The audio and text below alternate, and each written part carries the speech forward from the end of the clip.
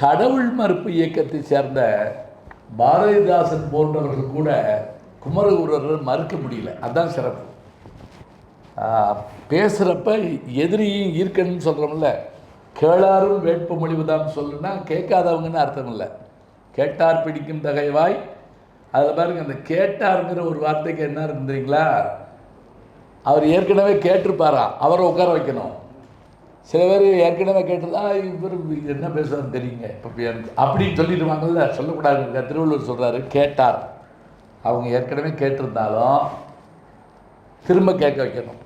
கேளார், கேட்காதவங்க இல்லை, பகைவராக இருந்தாலும். பேரறிஞர் அண்ணாவை சொல்லுவாங்களாம், நாத்திகன்தான் பேசுகிறான் நோய், நன்னா பேசுகிறான் நோய் அப்படின்னு போவாங்க.